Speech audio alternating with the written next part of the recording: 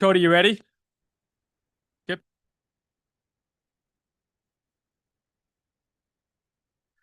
Good afternoon and welcome to the Monday, August 11th meeting of the Orono Town Council. Roll call shows we have Councilor Andrea Hardison, Councilor Sarah Marks, myself, Councilor Demerit, Councilor Leo Kenny, Councilor Matt Powers, Councilor Jacob Baker with us this evening. Councilor Larway is not going to be joining us. Agenda review. This is our chance to look through what's been assigned to the committees, talk about it's a place for us to post the different action items for us and the public as reminders, and to ask if there anything that needs to be added to or clarified on the agenda. And I'm going to turn it over to the town manager to see if he had anything. Yeah, I got one request. I'd like to have a personnel matter executive session at the very end, no action. Yep. Any concerns about adding that to the agenda? We need to do it unanimously. So by consensus. Yep, just all in favor of that? Good. Yep. So we'll add that to the agenda. Any other agenda items? Clarifications? Nope. All right. Item 3 on our agenda is approval of minutes from the July 28th, 2025 meeting. Could I have a motion for that? Did we jump over on agenda review? We had one question Yeah. on the agenda review. Sorry. On agenda review, I thought we had a question on something referred to the full council there and whether perhaps it's time to take that off. Oh, yeah, we wanted to talk Yes. about the public Yeah. safety building. Mhm. And this has been appearing in under the agenda review throughout. Do we want to, and we've taken steps to, this was on the agenda when we were talking about taking a look at the public safety building as a construction in that space, and it doesn't feel like we're moving towards that with the purchase of the building across the street. While there's certainly work to be done in the public safety building, and I don't want to suggest there isn't, it doesn't feel like it's something that the council will take on as like a committee. Is that a fair understanding for others too? Yep. Yeah, I'm people- comfortable with that. Yeah, are people comfortable removing that henceforth? So check that box, right? So not anywhere near done, but at least for administrative and paper work perspective, we'll move that off the referred to committee. Anything else? That's the only other one I saw. Thank you, Dan. Thank you. Thanks for catching that. All right, I'll take a motion on item 3, approval of minutes of the July 28th, 2025 meeting. Moved. Second. Okay, any discussion or clarifications or corrections? All those in favor of approval? Yeah, Councilor Kenny's gonna abstain because he wasn't here. Andrea, you okay? So that was 1, 2, 3, 4, 5 in favor and 1 abstention. And we're not gonna let Rob vote next time on the, yeah. In September, the next time we meet, as a matter of fact, for those who looking forward to a little free time in August. Item 4 is public comment. This is the time, and we have 2 opportunities for public comment that are open to anyone and everyone on anything that's not on our agenda. So if you're here to speak to something that's on our agenda, we ask that you wait, and we'd certainly welcome you to join us for that discussion at that point. But if you have something that's not on our agenda you'd like to address with the Orono Town Council, the people of the Orono, and thanks to Cody, the people of the world, please raise your hand and be recognized. No one anywhere in the world, Cody, wants to take advantage of public comment? Hard to believe indeed. All right, we'll close public comment and we'll turn to presentations and discussion items. We wanted to talk about, this is our last council meeting before Orono Festival Day, which is less than a month away. So we wanted to give an update, and Matt, Andrea, and I have been working on that with Mitch and his very, very able and competent support. And want to just kind of give everybody an update. And if Andrea and Matt, if you're okay, I'll just kind of dive into it. So Orono Festival Day is Saturday, September 6th. It's a goal. It was a goal of this council for this municipal year to reimagine, reestablish the Orono Festival Day. We've had a number of workshops with the Community Development Committee that started was it as early as April? We had workshops. We invited community members to come in, and we had a really good turnout, I thought, for the first meeting, and then it waned a little bit from there. But we've had a dedicated group of, I would say, seven or eight attendees for our different workshops and sessions, planning sessions with the Community Development Committee. And what we've set up online now. There is a calendar of events. We have several tentpole events that we're organizing as a committee with the help of staff. And those include a pancake breakfast that Councilor Hardison is organizing starting at 8 a.m. We're going to have a reestablishment of the Pie in the Sky Road Race and Fun Run. That'll be, I think, at 9:15, 9-ish and 10. We're gonna have yard games, and bounce houses for kids and families over at the Family Dog parking lot. At noon, we have an arts and crafts event coming in the parking lot across the street. And then in the afternoon, later in the afternoon, we're going to have a what we're calling a Black Bear Bonanza.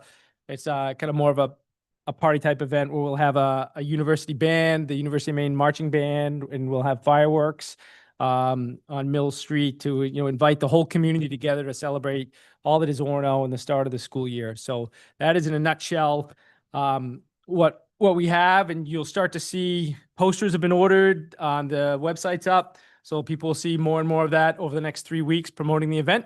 But we're really eager to welcome people back to Orono Festival Day. And I guess I would remind or warn people there will be fireworks over the Stillwater. So we'll want people to be mindful of that because some people, their pets or whatnot, have heard it more than I thought I would. But some people don't share my love for bright, bangy things. So apologies to them in advance and warnings to please, take appropriate. I'm going to cut in here and just remind Dan that we are having a little competition between the ages also happening during the the geezers. children's event. Yeah. The Geezers and Sneakers are going to run they're organizing a fun walk called Beat a Geezer, where the kids will try and walk around the Pine Square, the downtown square. And if they beat the geezer, they'll get some sort of prize. At least the first 20 of them who beat the walking geezers. So please come if you're a kid and you wanna show what you're worth here in town. All right, let's beat those geezers. Matt, for people who don't know, can you say what the Geezers and Sneakers Drinking Coffee Group is? Yes. Okay. So the Geezers and Sneakers walking group meets Mondays and Fridays at I don't remember off the top of my head at the library. I think at like 8 or 9, I can't remember. And they go for a walk around town together, and then they have a sit in and they drink coffee and they talk and socialize. And I go and I enjoy it too periodically. And we talk about town events, and it's a good place to get to know your neighbors. And everybody's welcome. Any age group is also welcome. Right. And I will say that the kids should practice because one of my neighbors belongs to this group, and I was walking with him the other day from home to the council chambers, and I could not keep up. He trucks. Self-proclaimed geezers, right, Matt? It's not what you call them. It's they actually endorsed the name. Yeah. Yep. We're all geezers like this at heart, I think, especially if we get coffee. All right, great. So that's the event. That's the we're really excited about it. And I got to acknowledge again, particularly through Mitch, but staff has been particularly helpful in putting together the event, helping us arrange the event. And am I blurry for everybody or is it just my glasses? But all right. Doesn't matter that much, I guess. Even though they're global, our global audience will just have to endure. Yeah. Blurry and So anyway, the staff has been particularly helpful. We've done a lot of outreach to businesses in Orono and other groups, and the university has been especially helpful as well. We're working with a lot of the different units, enrollment, student life, athletics, the arts and band, the band. So we've gotten a lot of good support, and a lot of businesses have been supportive, and we'll be certain to name those and express our appreciation to them as well in terms of fundraising. So we are asking in the consent agenda, there's an item in the consent agenda regarding probably one of the most, I can't believe I didn't mention this, we're going to dedicate Bruce Farnsworth Way as part of the event. So that's the short roadway between what used to be Margaritas and what will soon once again be Black Bear Brewing. So we'll be dedicating that with a stage, an event, and staff has done a good job working with the family, the Farnsworth family, to put together, is a monument the right word for it? It's a monument, right? And the street sign dedicating Bruce Farnsworth Way in Bruce's honor and memory for his long service to the community. And so that'll be something we do as well. So in the consent agenda, there is a piece authorizing the town manager to expend, I think, $2,500 in TIF resources to support elements of that event that fit with the TIF mission. So that's order 25-194 in the consent agenda. Okay. Any questions about Orono Festival Day? If anyone still wants to volunteer, Dan, how do they do that? There's a link and I don't have it memorized. But it's right on the website. If you go to the town website, right? You It click is, on yeah. Orono Festival Day and then there's a clear link. So volunteer if Yep. you can. Okay, that's concludes the Orono Festival Day presentation discussion item. Next, we're up to public hearings. And our first public hearing, I'll open public hearing A public hearing regarding an emergency public hearing to consider amendments to the Town of Orono Code of Ordinances, Chapter 20, Law Enforcement, Article 3, Disorderly Property. Clint, do you have anything for that on this, or you want me to? Nope. Go ahead if you want, or I'll. Okay, similar to the last time, the council had a public hearing, the last council meeting, July 28th. Some further edits came out of that meeting, so we decided to hold a second public hearing, as well as we also want to make this an emergency order so that it'll take effect the middle of this month, August 18th. August 18th. So it was recrafted as an ordinance with an emergency order. It's all been updated and in the packet. There's both a redlined and a clean version of the ordinance to be proposed for tonight. And look forward to hear your feedback. Anyone have any comments for the public hearing? It's like a victualler license. Okay. Hearing none, seeing none, we'll close the public hearing on Town of Orono Code of Ordinances, Chapter 20, Law Enforcement, Article 3, Disorderly Property, and open the public hearing to consider a Class 4 tavern liquor license, special amusement permit for music, dancing, and entertainment, billiards license, and victualers license for Black Bear Hospitality, LLC, DBA, Black Bear Brewing Pub, 19 Mill Street, Suite 4th Street. Mr. Mitch. Mitch Stone, Assistant Town Manager, standing in for staff with our turnover of our code enforcement officer. Staff is recommending approval with this, and they have done inspections and all the necessary paperwork has been filed. They're working through the finishing punch list of their C of O, but our former code officer has gone through and given that list. And so we're quite confident everything will get taken care of. So we're recommending for approval.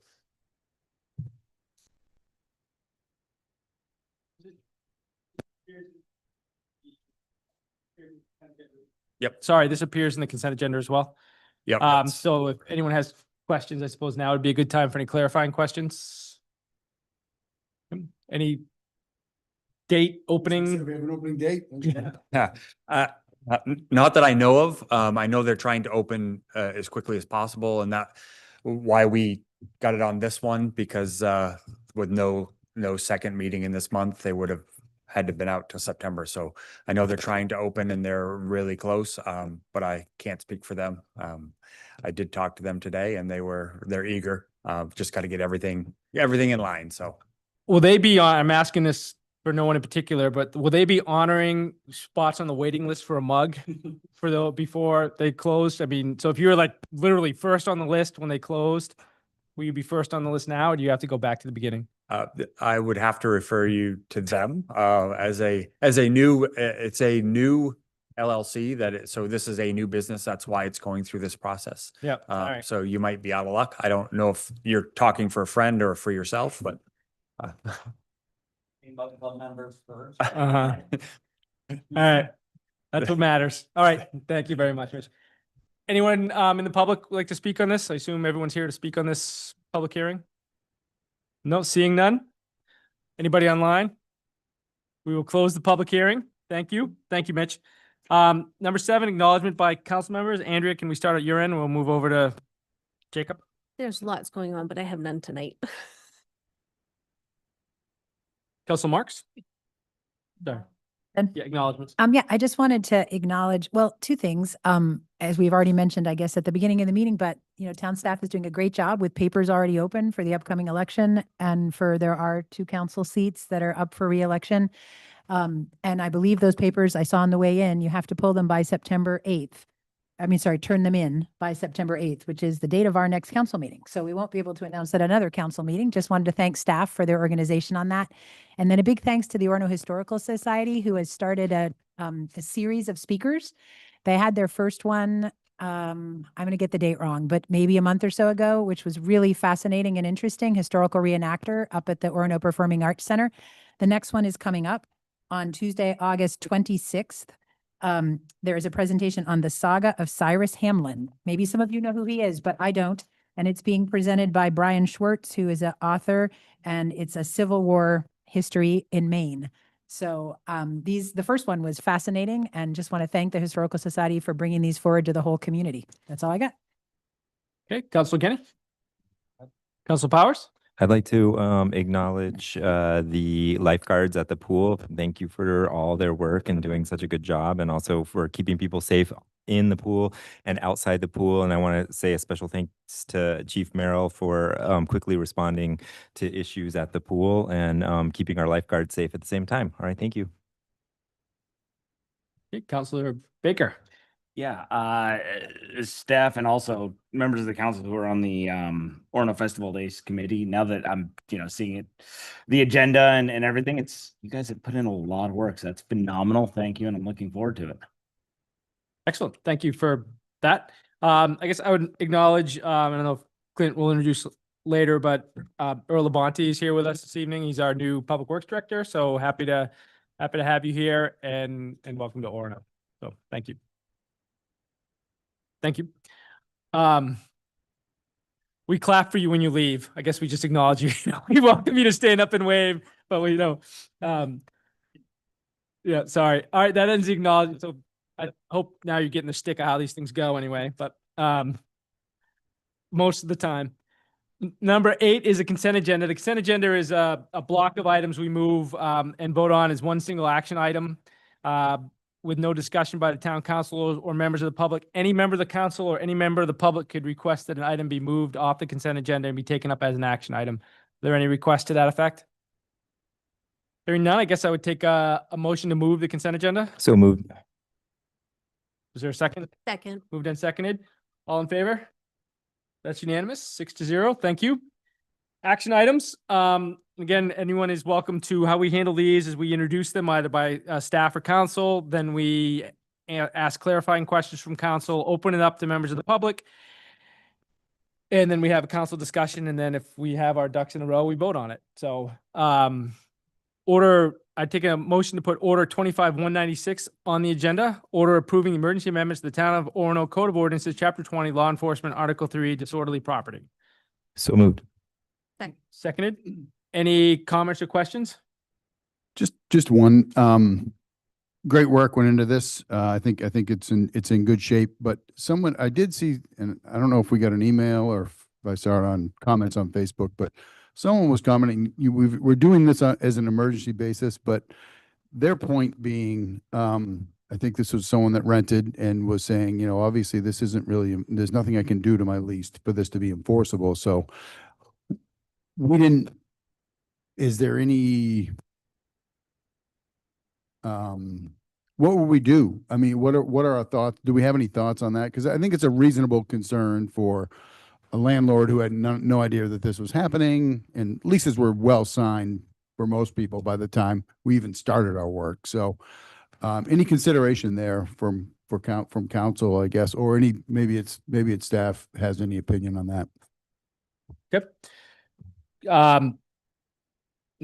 First of all, I guess we jumped right into questions and clarifying matters and didn't really present this first, but, so I apologize for that. As we talked about last week or 2 weeks ago, this was, we had 7 meetings of the Good Neighbor Committee on this, worked with staff and the attorney, had 3, I think 4 landlords, if we count Jody as a landlord. No offense, Jody, right? But it's the micro landlord. So yeah, and I know that, so that's where we are. This is what we're presenting. So I guess this is a clarifying question. Then we'll open it up for any comment from the public. But, I assume, Clint, the mitigation process is an opportunity for working. I'm not going to say kids' gloves are not the right, but I mean, there's discrepancy. You have discretionary authority within the mitigation process to work with landlords who are having trouble as they come forward, right? In terms of if they have a disorderly property or there's opportunities there in that mitigation process to address things and. Yeah, I mean, staff and the Orono Police Department will be fair and consistent with how these go forward. But again, we're going to take each one under case by case because there are multiple ways to implement and factors to be considered. You know, pre-mitigation attempts, it says right in the ordinance, if they're evicting, you know, there's alternate methods and things that a landlord could do or a tenant could do to share that what they've done to fix the problem. Because it would go to the occupant and it may be a guest that was there. And if they're complying with the police department and the occupant leaves, you know, and they help in that matter, I doubt we would ever go to a full citation. Citations will come back to review by the manager and the chief every week, if there are any, and we'll look at those case by case. And as far as the notice, with approval tonight, if you look at the end of the agenda, my manager's report, it's the beginning is the out of the plan. The first step is using our Orono rental registration form to send out notices to all registered apartment owners, landlords, and management companies, and then let them know that we're also going to follow up with occupants in certain neighborhoods, not all occupants in every rental, but certain neighborhoods where we know that we can make a big impact quickly. Thanks. And I just wanted to bring it up. I think the discretion is important, but to your point, to their point, and a valid point, is that we're sending it out now. And again, we started this after leases were signed. So there's none of that. None of this language is in front of the current fleet of tenants that people have. So, but I think the key piece is probably the discretion that's afforded to our staff. So thank you. Yep, good. You have a clarifying thing or? I don't. Yeah. Okay. All right. Is there anyone, we already had a public hearing and no one took us up on it, but I suppose it's an action item now. Does anyone want to participate in the action item discussion? Yep. Seeing none, we're now in the council discussion. Councillor Marks? I mean, I have just, I guess some specific edits I'd like to see just sort of for clarity. I feel good about the document. I feel good about the proposal and the work staff has done. I might have just missed it because I was reading at the same moment when Clint was speaking, but Clint, is there, or Dan, or someone who served on this committee, there is going to be some effort, right, to educate all landlords and tenants now, whether or not they've signed a lease. There will be information going out Yeah. broadly and lots of our. social Clint's going to media, walk correct? us through that at the end Okay, of the at meeting, end. but yeah. Okay, perfect. So my actual question is, in reading through, the edits were great, and I much appreciated the work on that, and especially that our town attorney, it looked like, chimed in with lots of suggested language. So I feel good and confident on that. Where I'm having a little bit of an issue is when you get to the definition section, we define occupant, but the word occupant gets used before the definition section, right in section 2052 under scope. And I guess just for the purpose of discussion, I'm going to clarify that if you read the occupant definition, occupant is clearly defined as either a homeowner or tenant living in the building. But I think for many people, when you read the scope description and you read the article as shall apply to the non-resident owners and occupants of all residential property, that might sound like homeowners are exempt, which they're not. And it's been important, you know, to all of us that we're clear that this applies equally to homeowners and to tenants. So I'm wondering if it would be possible to add a clarification after the word occupant here under scope, just to say that the article shall apply to the non-resident owners and occupants, comma, or parentheses, whether homeowner or tenants of all residential property, because the definition hasn't come yet. So I think it's, I mean, I can suggest it as an amendment, but kind of throughout the document, I've gone through to see where some of this differential between occupant and homeowner is a little unclear, including that homeowner is never defined in the definitions. All the other terms are, but I understand that we probably mostly all know what a homeowner is, but I think it would be helpful in the definition section to add it to the definitions, specifically to clarify that it's a subcategory of occupants. You know, a homeowner is an occupant who owns the house where they reside, you know, would be helpful. So it's clear that it's a subcategory of occupants. And as we go through and get to 2055, again, it says no occupant or non-resident owner. And at this point, we've defined occupant. But honestly, I would keep defining it as no occupant, homeowner or tenant or non-resident owner, just to be clear, because we had a lot of members from the public concerned that this was targeting specific populations in town, which it really isn't. It applies equally across the board, whether you are a homeowner or a tenant or a non-resident landlord. So I can make that amendment when we get there or whatever, but I just sort of wanted to highlight that I think it would be helpful to call that out a little bit more clearly than we have. So noted. Okay, any other, we'll come back to that. It seems like that's something we'll talk about at the very end if that's any other discussion items? I have just my concerns. I did watch the 14 plus hours of video and well, and I was concerned at one comment. I don't want to go talk to my neighbors. We need to foster communication between residents. I was also concerned with some of the, I don't want to say cavalier attitude, but some of the responses when discussing the fines to the tenants and the landlords and you know, letting them add up. And I completely appreciate the speed at which this was put together. That's always been one of my concerns is being fast acting. But I still disagree with there not being a warning in place, at least for this first year. There was a comment made at the last meeting that we can always revisit and amend. But we have not given the landlords an opportunity to put a clause into their lease agreements in the cost to go through the eviction process. And I agree that we need this, we need changes, but I'm concerned at not having a warning the first event before we just go right ahead with the fines. Okay. Yeah, I do think there was, you know, I'll respond to that and say that, you know, I think the committee, we talked a lot about urgency and creating urgency for all the parties. And, you know, we count on our community policing department and our town manager to have discretion is, you know, whether my vision of this thing is, you know, if someone's just making having a little too much fun and, you know, people are going to show up and there's going to be a learning opportunity before we start, you know, and I'm hopeful that's the way it goes. I'm hopeful that the manager and the police chief take those kinds of things into account.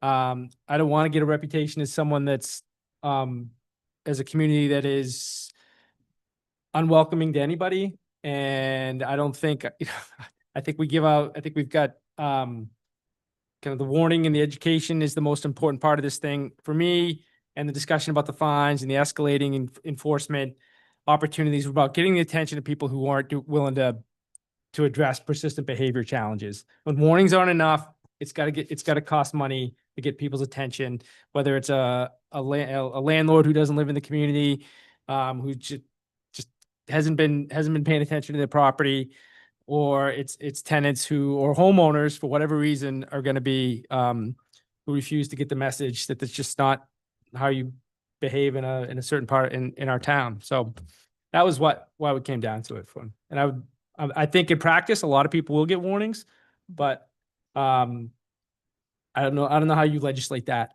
in terms of, you know, like I could, you know, the speed limit's 25 and a lot of people get warnings, you know, who are going 32, you know, or whatever they're going when they get pulled over. So I did want to say too, that I appreciated the education efforts that are going to go into educating homeowners too in not leaving their home, not confronting and escalating a situation, but calling the 866-4000 if it's a major emergency, 911. I do want to say I appreciate that was involved in the education aspect of Yeah. it. I appreciate that. Leo? Just going to say, I really appreciate you raising that. And that obviously was sort of what I was you did it much better than I just did. And I guess I would support putting something in. It probably doesn't have support here. So I think I'll lean back on the discretion that we're allowing staff. I think is ultimately the answer, but I'd support a warning being the first fence as well. If you want to do that.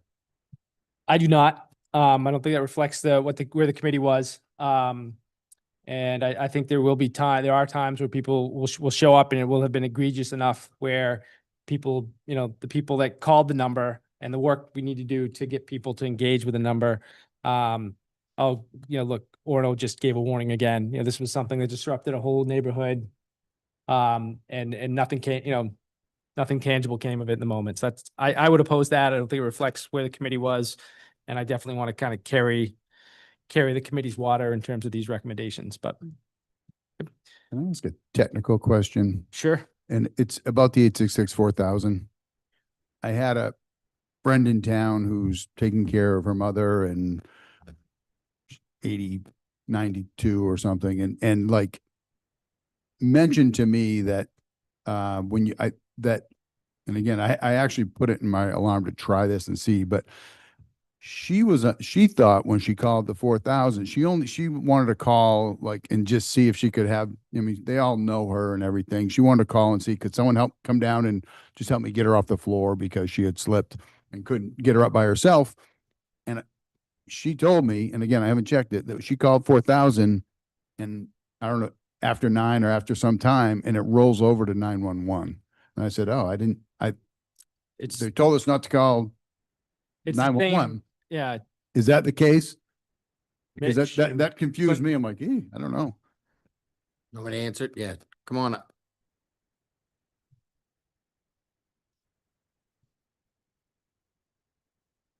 Dan Merrill, Police Chief.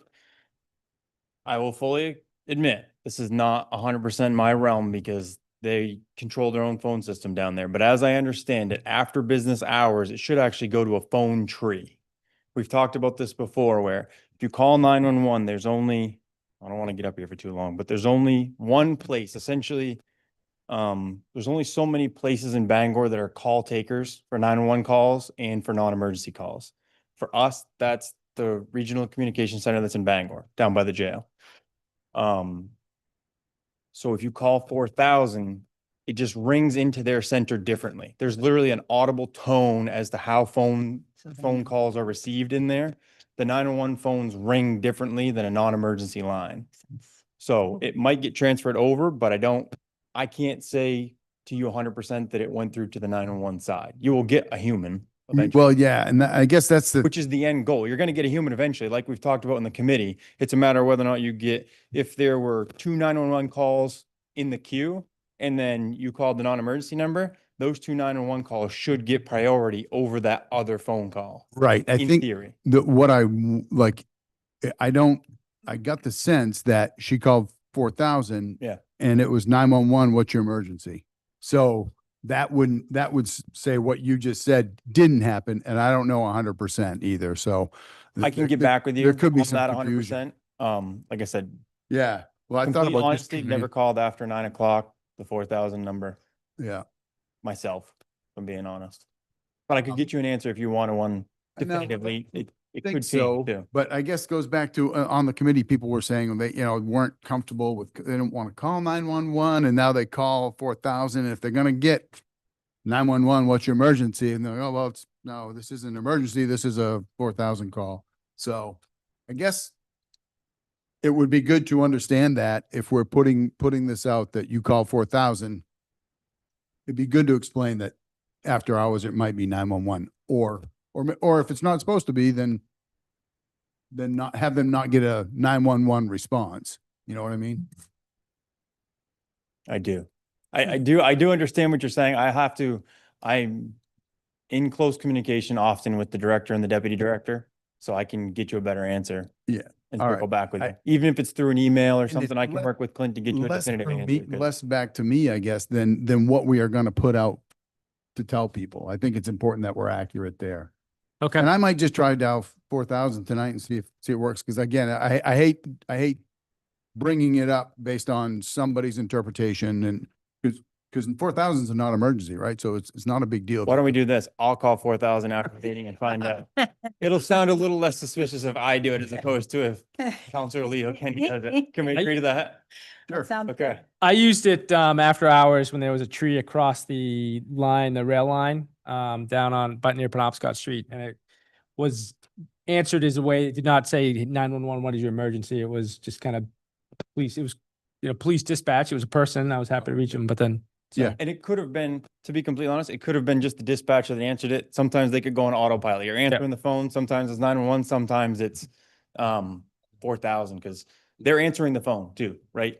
So Yeah, and this whole thing was non-related to calling about a party, but it was related to a resident. She's like, I don't even want to call there because it's not an emergency. I just want to Yep. call up here yep, and ask one of these people that all know us to come maybe give me a hand, which. yep. that makes sense. Okay. Thank Thank you. Thank you. Any other topics? And we can get back to kind of Sarah's piece was kind of technical, but I have two actual sort of clarifying questions also. I should have asked them maybe under clarifying, but I wasn't sure that they were quite that simple. One is under section 2055, which it looks like was edited by the attorney, but I'm not entirely sure that I understand what the second sentence means at this point in time. It says each and every day that a disorderly activity is permitted to occur on the property after it becomes classified by the chief of police shall constitute a separate offense. It used to say after it has been classified by the chief of police as a disorderly property. So I assuming that was taken out, I can see by the attorney. So I'm assuming that means that they want this to apply as soon as it's gotten a notice that there was one disorderly activity. right. So every subsequent event would be Okay.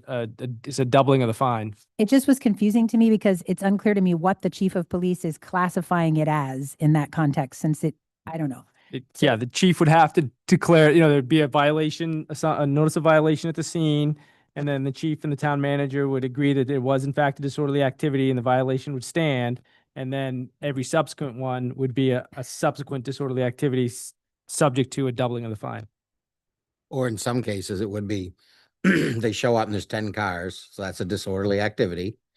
Parked illegally on the side of the road. They ask them to remove them. They don't. They stay there for 10 consecutive days.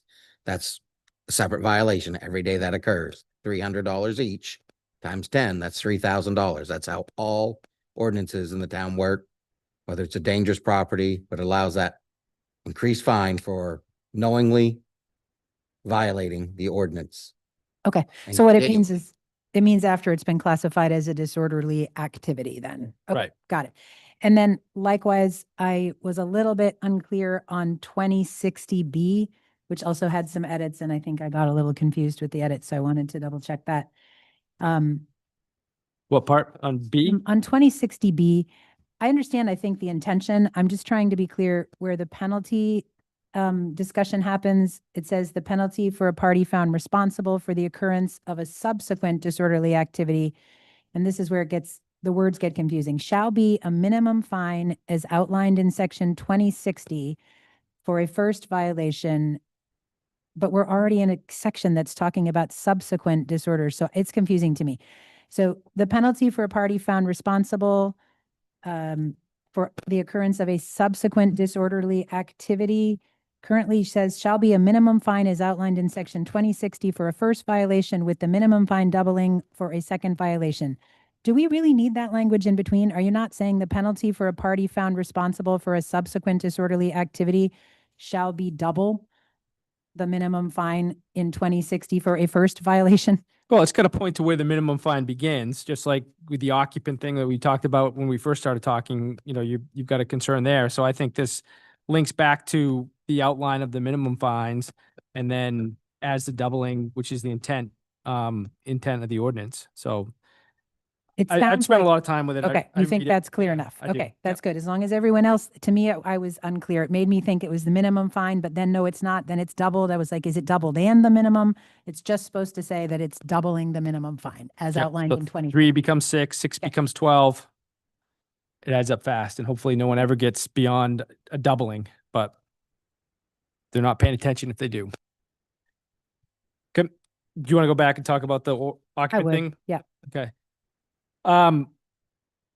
We did have, I would point out, I appreciate the point. I'd be happy to add it in the scope piece, just so it's clear, I would point out that we wanted to make sure that like the homeowner, when they're a resident and they're engaged in the disorderly activity, is one thing, and then there's another piece when the homeowner is the owner of, a disorderly property. So like a homeowner, Clint and I, we talked about this, a homeowner, I initially thought only a non-resident property, so, something that's rented out to a tenant could be a disorderly property, but it's our intent to make disorderly anybody. property apply to, if I trigger it at my house on Page Place, I not only do I get the disorderly activity fine, but I also get labeled disorderly property, and then I gotta meet with Dan and Clint and, get it all mitigated and figured out.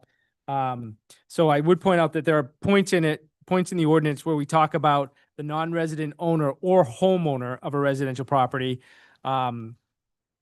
So that way we try and clarify who, that it's both a landlord and a residential homeowner, where that applies. I do think we could clear it, add under 2552 under scope, I think we could add and occupants, maybe including homeowners and tenants as defined in 2053E. Would that work for you?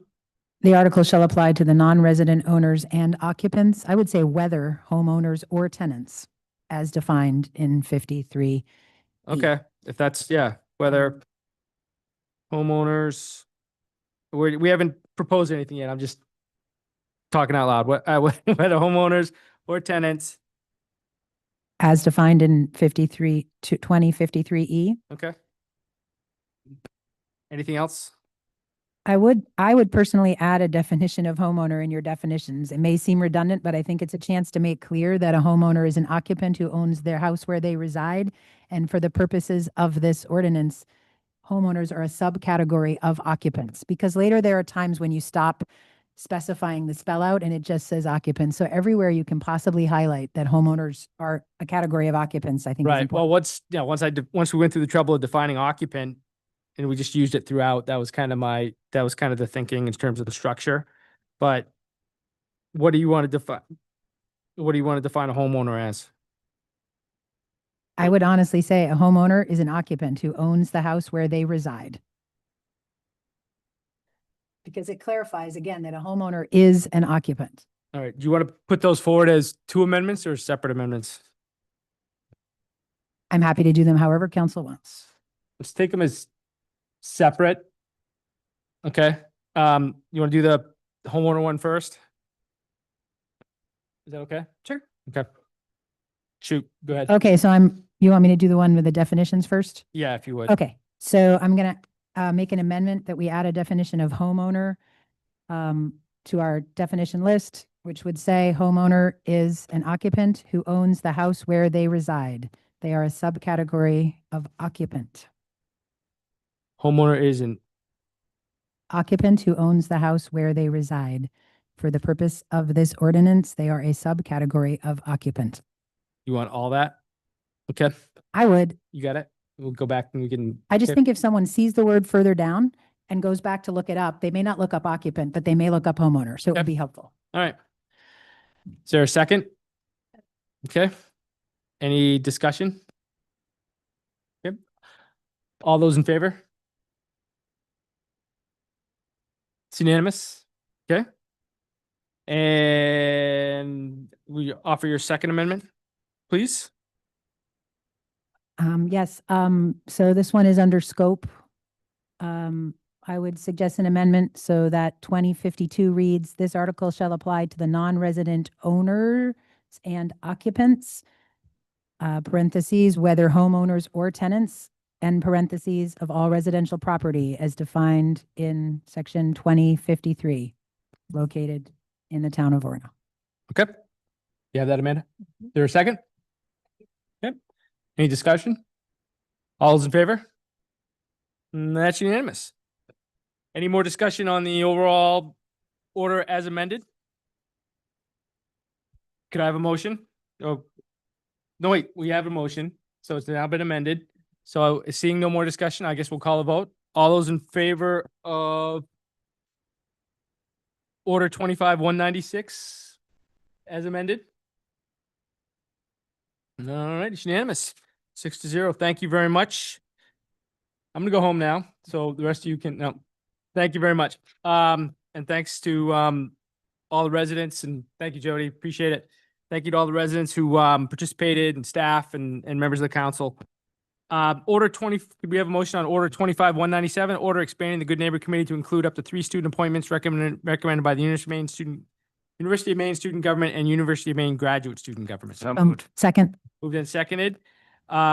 So this comes forward after we met with Keegan Tripp, who's the president of the University of Maine Student Government, and we've had conversations at our last meeting. I think Andrea, I think it was maybe you that mentioned it, about having more students involved. And we did at our last meeting, we approved the Good Neighbor Committee extending their work for 3 to 4 meetings, to look at the data, have conversations, and take input on how the implementation's going.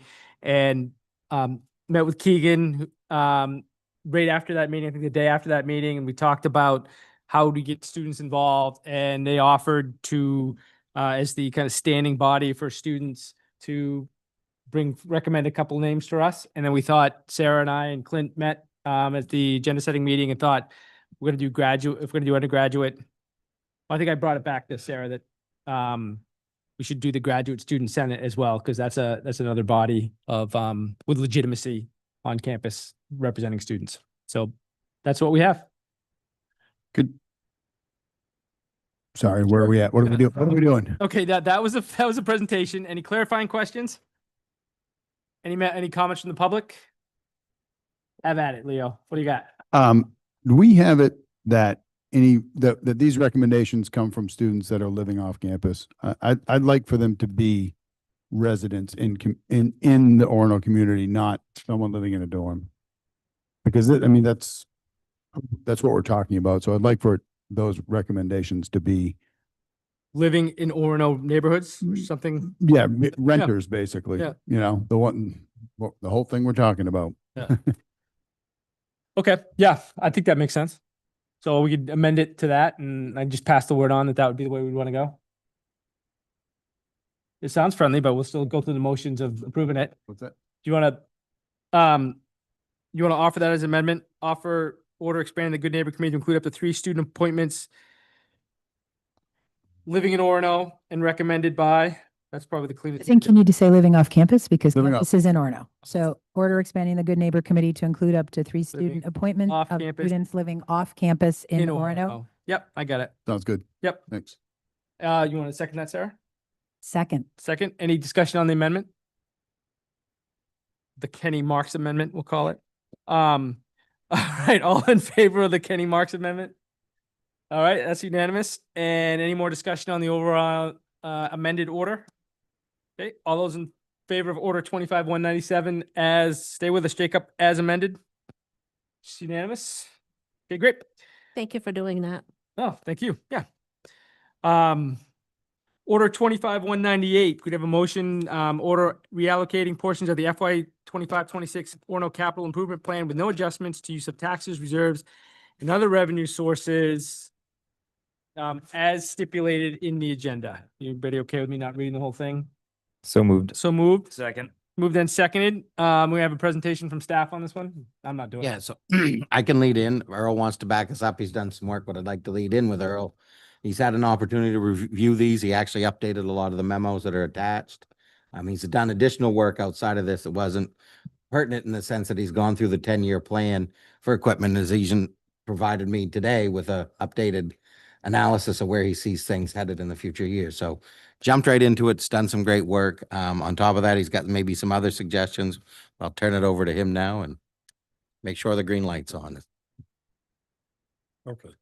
I'm Earl Labonte. I'm the new Public Works Director, and I kind of got thrown into this thing because it was already in the works, but I have to agree that these vehicles should be gone. They're unsafe. They shouldn't be on the road, and they're a hazard for the employees. The only issue is that without them, they have no way of getting the work done. So they have to be bubble gummed and bale wired to try to get through. In the meantime, we're going to come up with a rotation plan or cycle plan to have these vehicles types into a life cycle replacement to try to get a budgetary figure so we can figure out what we need to do. And like Clint said, I've given him a start of a 10-year plan for these vehicles. The plan will need to be adjusted. The time cycles may be off a little depending on how they're used, and we can work on that. But in the long run, we do need to work on getting these things replaced. You have a package that explains what's wrong with them. I hadn't had the opportunity to get enough background to give it to you, but just looking at them, you can understand that they are the way they are. Okay. Any clarifying questions from council before we ask for public comment? Seeing none, any members of the public who want to talk about this item, these items?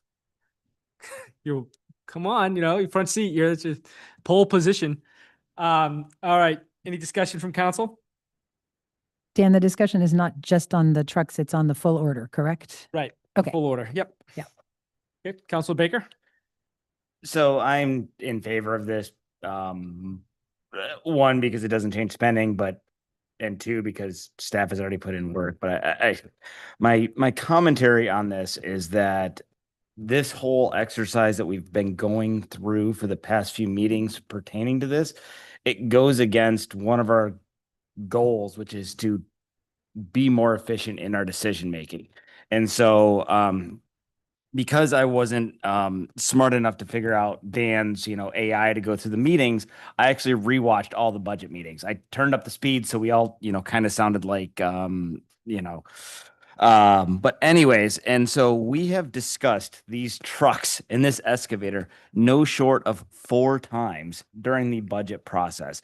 So again, I'm in favor of this. This makes sense. It's fine. I would really like to see us be more efficient.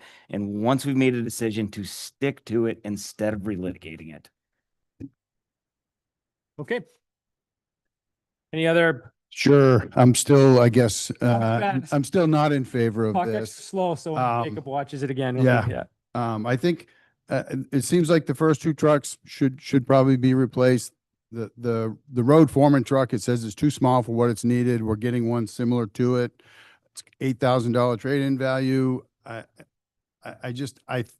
I'd be shocked if we couldn't survive another year or two with that truck. Then we've got the environmental services. It says it's valued at $300, which just seems a little crazy to me for a 2014 11-year-old vehicle that runs. If you're selling it for $300, I'll take it.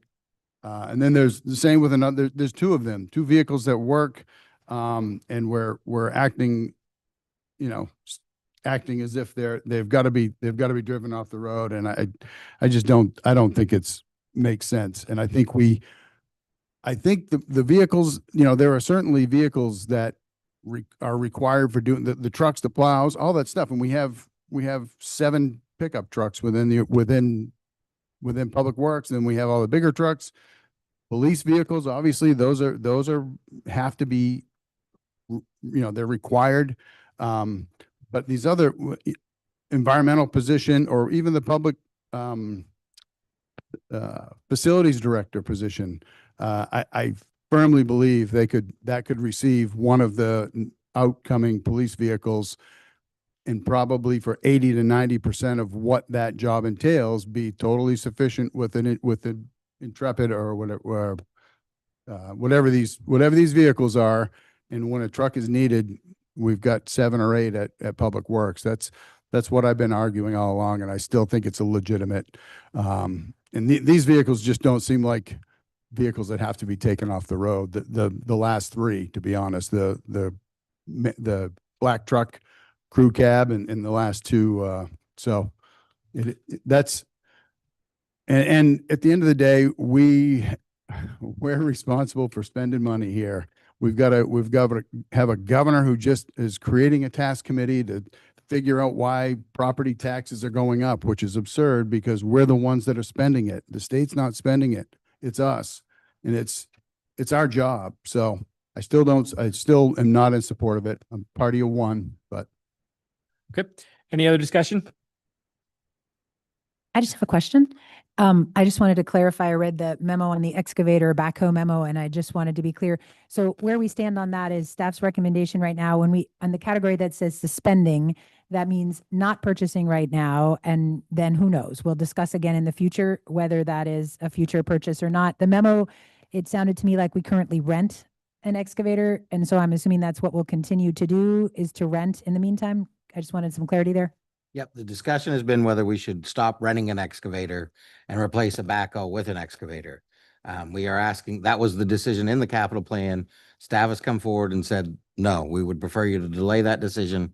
And this is the better approach for one more year, and we'll continue to look at the excavator backhoe rental arrangement.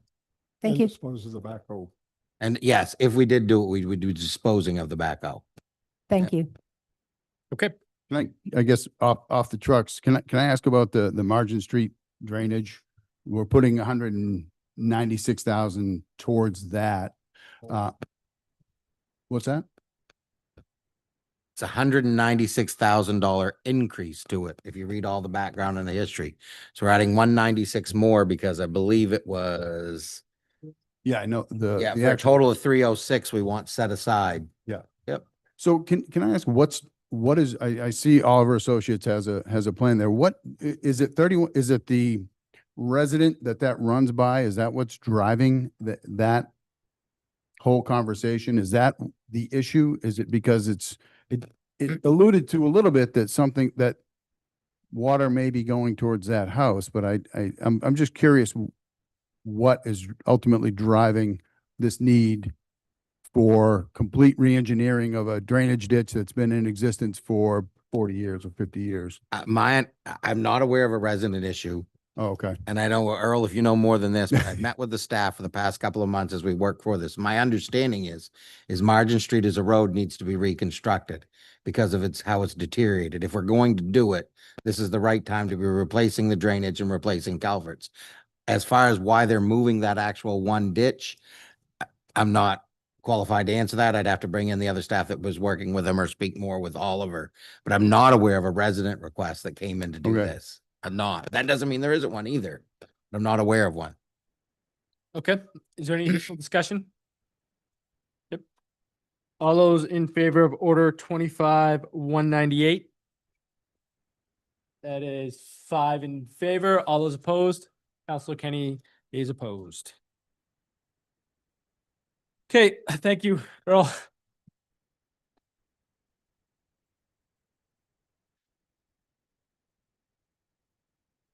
Take a motion to put order 25-199 on the table. Order authorizing the town manager to purchase 2025 Ford Police Interceptor utility hybrid from Quirk Auto Group for the police department in the amount of $52,020 plus up to $16,424 paid to Island Tech Services Group for equipment purchases and set up to be drawn from the approved FY26 capital equipment budget. Can I have a motion? So moved.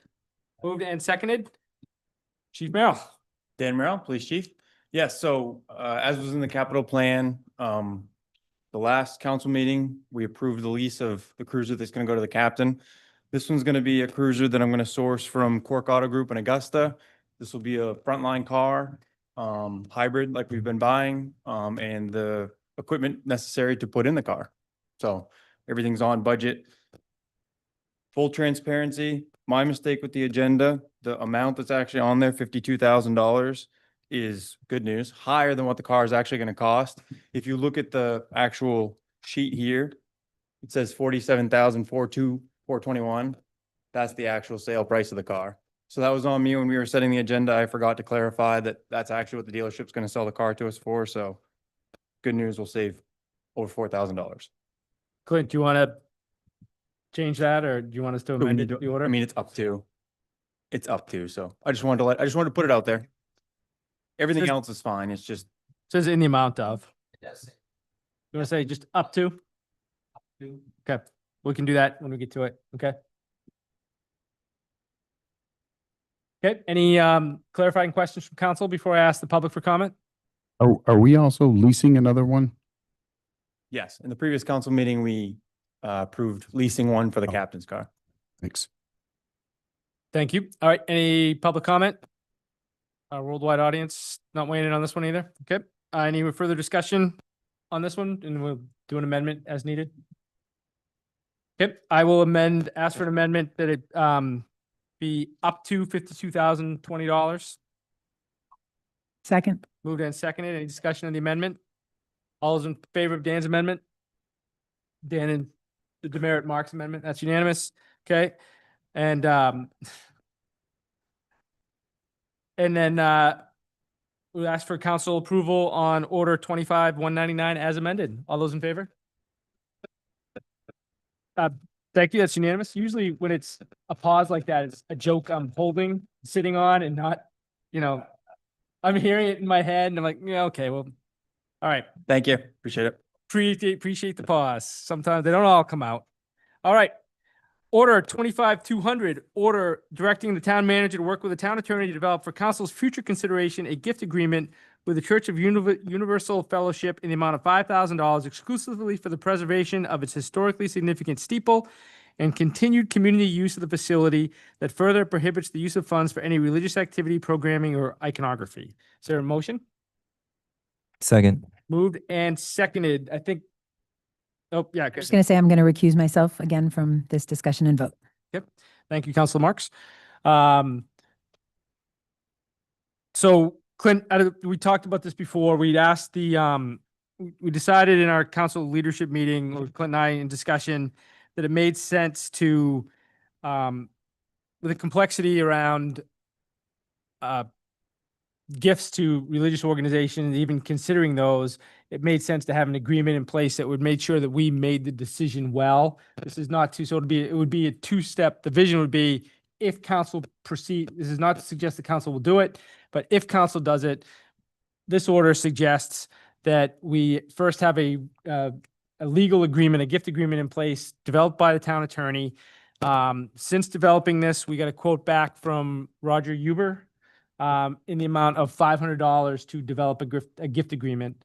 So I wanted to put that on the table and then open the discussion. I guess we'll, with that in place, if there's any clarifying questions, happy to address it. But then we open it up for public comment, and this may be the one time we get some public comment. So public comments first, and then we talk about it. We do clarifying questions first, then we take public comment, and then we have council discussion, and then potential action or whatever the council chooses to do. Okay. Is there any public comment? No, I was wrong. Not the first time. No, go ahead, David. Thank you for joining us. I'm Dave Griffin, representing, as one of the members of the Church of Universal Fellowship, representing the folks that are here tonight. There were a couple questions that were asked at our last council meeting, and just wanted to confirm that with that information that we gathered, we've emailed it all to you folks. And it was a question from Councilor Baker, I believe, about how many activities the committee or the community has had that was hosted by Church of Universal Fellowship. And then there was a little bit more clarification on some of the history that we also provided to you. And then the other thing that we thought we would just mention is there was a article in the Bangor Daily News, and Irena was quoted in that article, and Irena was be willing to just kind of give a little clarification of that comment. That'd be helpful. Thank you.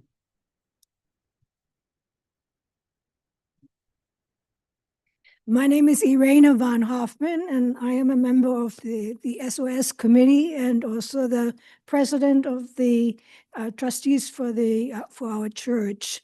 And the quote is not exactly what I had said when they asked me about it. I just said it would be more difficult if the council would not provide us with the money, but I said I thought we'd be able to raise it. It would take longer, and we might have to take money out of our investment funds to cover the cost and then recoup it over a period of time.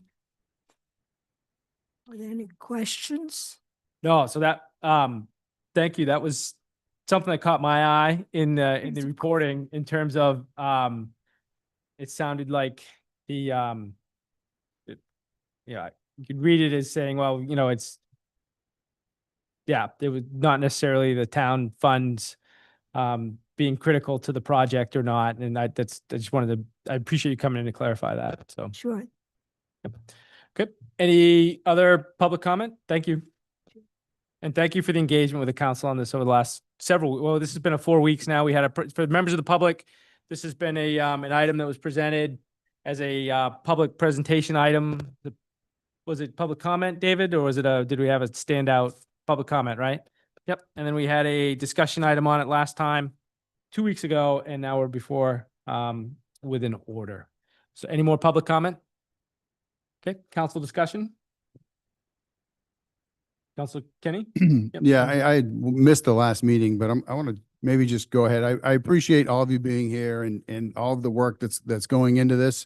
I had shared this with the council prior, and I just want to kind of nobody read it. I think Rob mentioned it a little bit, but so I'll just read. While I appreciate the work that the church is doing to maintain the steeple and the clock, it has been a landmark in Orono. I grew up here. It's been a landmark for many years. I fully appreciate that. I could not vote to support using taxpayer funds to support the maintenance of a privately owned property. And I did, because when David came, he talked about it being historically registered or something. So and I don't know if this was the right, I looked up historical register and I did not find the church on it. So that may not have been the all-inclusive thing that I found. I did find that from Main Street, on Maplewood to Pine Street is recognized as the historic district. So, with that being the case, I think if council were to approve this for this private land property owner, I'm not sure what would prohibit us. Why would we not approve it when other people in that same, from Maplewood to Pine Street, I have a property there that certainly could use more than 5,000. But why would we not, award that to anybody that came forward? And I think it sets a bad precedence. There are actually a few on Main Street. I think it's 114 and 120 are registered with in the database that I found. So again, I have a real concern about using taxpayers' dollars. I'll go back to what I just said a few minutes ago. We've got a governor who's putting together a committee to say, why are property taxes? And we can look at this and say, well, it's only $5,000. That's $2 or $1.50 a house. But you could also have that residence that comes in and says, I pay $4,500. You're using all of my tax dollars for a private request. And I think that's a dangerous precedent for us to be in. So just want to be honest and straightforward with all of you. I really appreciate it. And I've looked at it and you can see it's leaning back and it would be really nice spruced up. So I totally support your efforts. I just don't think it's an appropriate use of tax dollars. So I would not be voting in support of asking, and then it's another $500 to ask attorney how we do this. I think I'm not in support of either of those. So I just want to share that and be straightforward. So thank you. Hard news, well delivered, Leo. Thank you. Councilor Baker. Yeah, I mean, I am also with Leo for different reasons, and I had emailed Connie and Ed, who are neighbors, on this. And I mean, the church, I'm fully supportive of the church, and I love the fact that it is almost a third space of the town, and the amount of activities you do there. So in my mind, it's less of a question of public versus private. I guess my concern and why I'm ultimately not going to be in support of this is that we just went through a budget cycle where we asked staff to come up with $160,000 in cuts out of the capital budget. We asked them to cut, I believe, we asked them to cut a percentage out of the operating budget that they had originally presented. So I think it is somewhat disingenuous to ask them not to move forward with buying what they initially wanted to then provide $5,000 for this.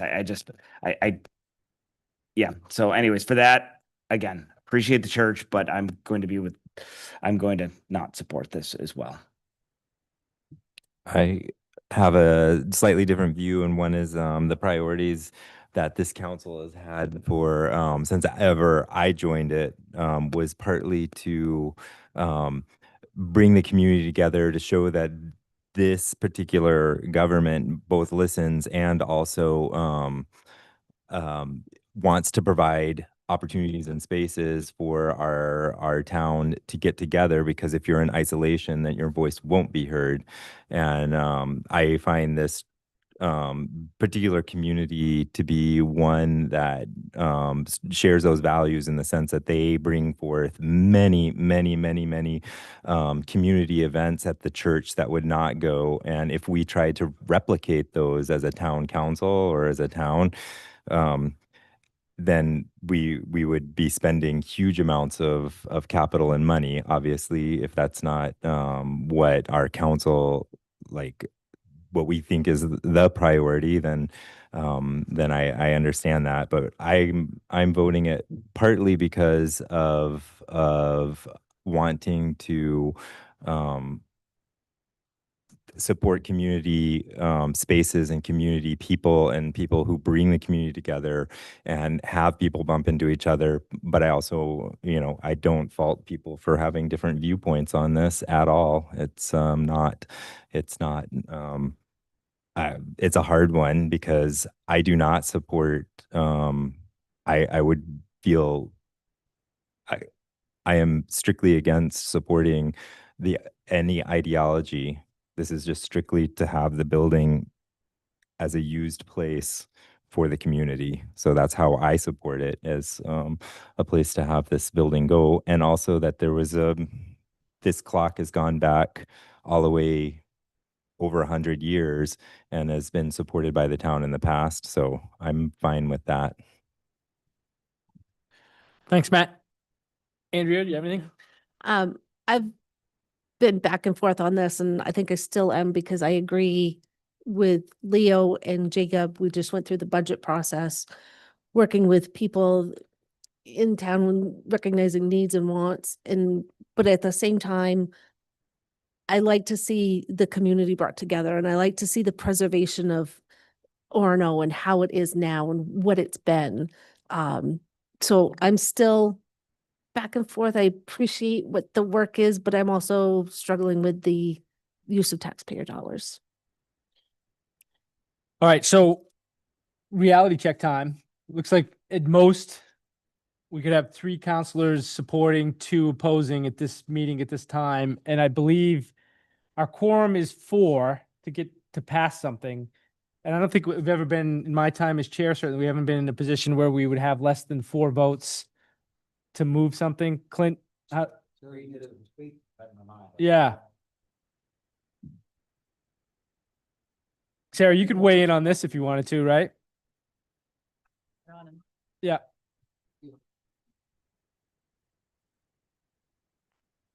I do. Can I ask, I guess, can we ask questions of each other? Yep. I'm curious, Matt, I watched where you chose not to abstain or dismiss yourself because you are a member, but you haven't been there. I may be a member, I don't know, but I haven't participated in since before the COVID. And I don't know if it's Robert's rules or what it is, but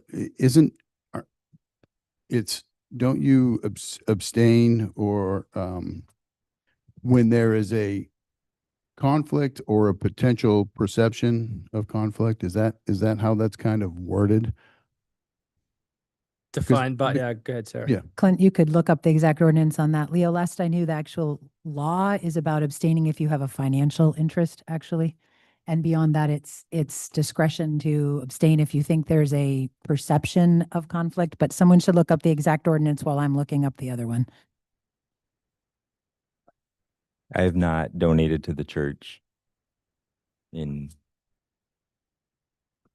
a very, very, very long time, at least since COVID.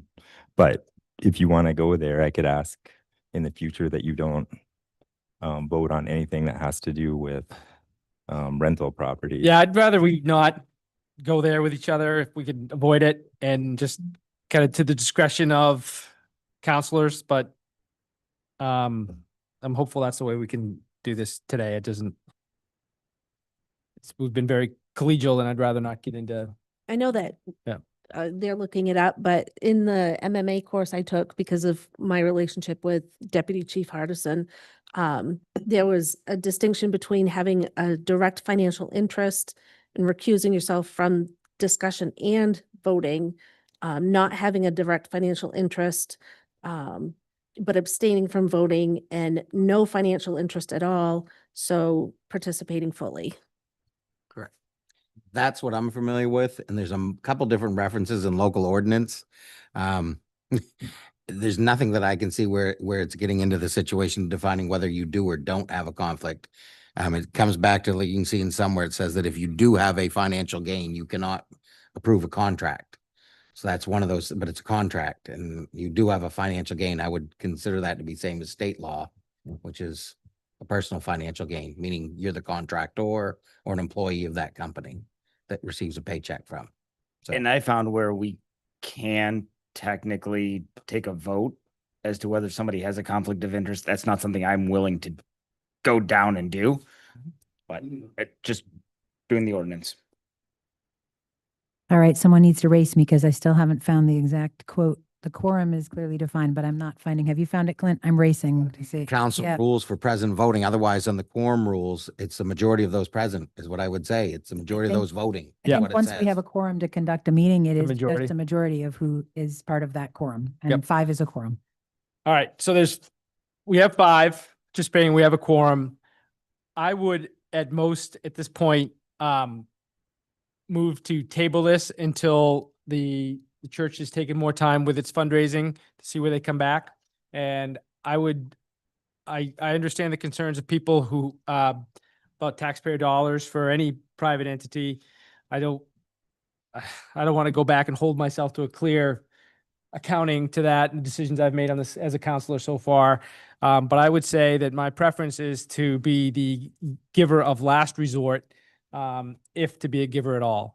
So I would move to table this until such point, and ask that the community, that the Church of Universal Fellowship keep us apprised. I don't know that, that means you'll have a majority vote when that time comes, because I think a couple councilors haven't voiced that. I'm not ready to support it. I'd be more inclined to support it if it was a difference between the project getting done and not getting done. I'd like to see that that fundraising process work itself out before Orono contributes its $5,000. And I know that's not what everyone wants to hear, but I feel like that would be the more appropriate way to proceed. So unless there's anybody else, I'm going to move we table this. And, but I need a second. So, I'll second it. okay. Moved and seconded. Any discussion on the tabling motion? All those in favor of tabling? 1, 2, 3, 4. And those opposed to tabling? Matthew Powers is opposed. You're a good man, Matthew Powers. All right, so that's tabled. Thank you for your engagement on this. And please keep us apprised of how the fundraising's going. What's that? Yeah, yeah, yeah. Thanks, David. Is it permissible to add Sure. a few comments? We appreciate you guys have looked at this professionally, and we appreciate all the discussion about this. We're very patient. We are continuing our fundraising activities. In fact, in the Orono Observer, the next issue of the Orono Observer, there is going to be an ad there that specifically asks for the community help in our fundraising efforts. And as you already know, we're going to be participating in festival days here in September. So there's a lot of other activities that we're undertaking. And, the church has some very generous, but also a small congregation. And that's what we're facing, is it's a small congregation, which is typical of churches here in America. And we're just needing some help as we undertake this major capital expense. So thanks for your time, and thank you for your consideration. Thank you. Okay, so that's been tabled, and it will be an item we could bring back off the table at some future point. Order 25, welcome back to the meeting, Council Marks. Thank you. Order 25-201, order authorizing the town manager to execute a side agreement with MAP. Could I have a motion? Second. Moved and seconded. Town manager? Yeah, so a pilot program was participated in the past year. It's worked fairly well. Results in some additional training. And what happens is though there's an opportunity for them to gain extra time and to come in. So if we could reward that with a compensatory bank, it would be helpful to them. We did outline that this would be only for the remainder of the term of this contract, so we can continue to get a feel. But again, last year they did it and they operated it through overtime costs. It did exceed what was affordable and to sustain in the long term. But as a compromise, they came forward with this solution and said, what if we did a comp bank on it? This would, again, limit the amount of hours they could build up, but also gets a lot of good training for staff in an area that is helpful and in a time frame that's easier than working within their schedules. So I'm supportive of this side agreement. I've met with Chase Haas as the president of the union, as well as the police chief. And we're recommending this for, again, through the term of the remainder of the contract. Okay. Any clarifying questions? Any public comment? Any discussion? All those in favor? That's unanimous. Thank you. Order 25-202, order leaving the state of Maine paid family medical leave program for contracted guardian paid family medical leave program through Acadia Benefits Incorporated. So we have a motion. So moved. Second. Moved and seconded. Clint, are you going to present this one too, please? Do the agendas as you go. So paid family medical leave, something staff was researching. It took effect this January. It's a situation where we have to pay in towards a bank for this new program the state is. This is the first year we pay in.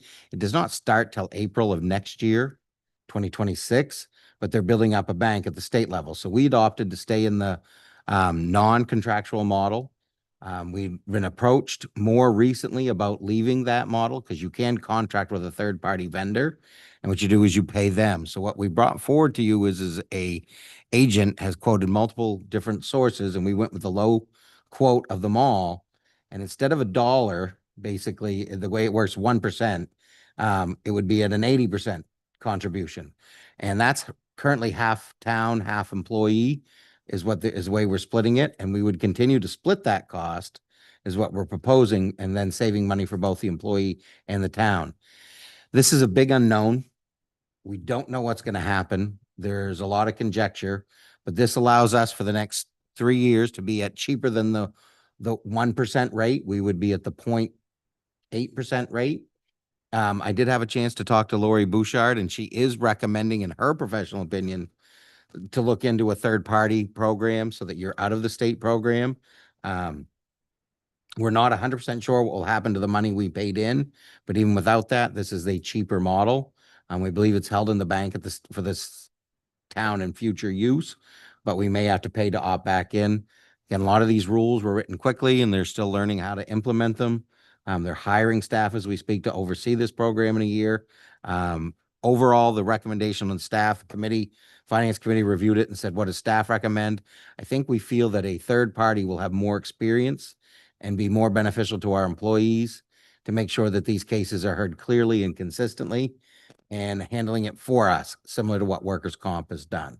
That we'd have an outside vendor looking at these. But again, we're not certain. So that's why we're presenting it here to the council. This is a cost saver to both the town and the employee. So it doesn't meet any of the spending thresholds, but it is a contract for service that when you look at the 0.8% cost on our payroll would exceed any spending limits I'm authorized to do. Okay, any clarifying questions? No, but I am gonna say that I'm gonna abstain voting on this one. Just because of where it affects the employees. Okay. Any public comment? Any other council discussion? All those in favor except for Andrea? Can I have Oh. one? this is a very tiny thing and I'm sorry to be, but I was confused when I read this and I was in the finance committee meeting, but just because it's got the word leave so many times in it and then it says leaving something for, I read that as like, we're leaving this program, which has a purpose of, could we just change this language to say leaving the state of Maine paid family medical leave program and instead contracting with Guardian paid family medical leave? That is what it says, right? We are going to leave the state program to contract with Guardian. Okay, I'd feel more comfortable. I'm going to make that amendment suggestion. Okay, give us a second, make sure no one else, if you would. Any other discussion before we take on Sarah's amendment? Okay, can you reread the amendment, please? I would say order leaving the state of Maine paid family medical leave program and instead contracting with Guardian paid family medical leave program through Acadia Benefits, Inc. You have that, Amanda? What's that? Amanda got it? Yeah. How do you get it so fast? All right. No, you're better than me. All right. So that's a move from Sarah. I'll second that. And any discussion on Sarah's amendment? Okay, all those in favor? Okay, that's 5-0 of all voting with 1 abstention. Okay. And any further discussion on the amended order? Okay, all those in favor of order 25202 as amended? That's 5 voting in favor with 1 abstaining. Okay, nice work. Council, that's all the action we have. So council committee reports, Community Development Committee, Matt? Where we had a very quick and brief meeting about how we were going to conduct the Orono Stops program in terms of looking at data and also how to move forward with that. And we will continue that work going into the future as to a structured way of looking at any initiative that we put forth, how that actually produces or does not produce results within the town. So we're trying to come up with a framework for that. And then we're also in the middle of the Orono Fest, which we've just heard about. So that's all for now. And that's a lot. It was fun to see Dan out with his huge measuring tape. Thanks for doing that. I know how wide Bruce Farnsworth Way is at the exact intersection of Mill Street and 10 feet into Mill Street. So Take a great use. I'm not the detail guy, but We need a stage. I was, yeah, Mitch was there, so, all right. Jacob, anything from finance and operations? Yeah, so we discussed today that Clinton team are going to develop an RFP for our workers' comp plan. More to come on that once they had that developed.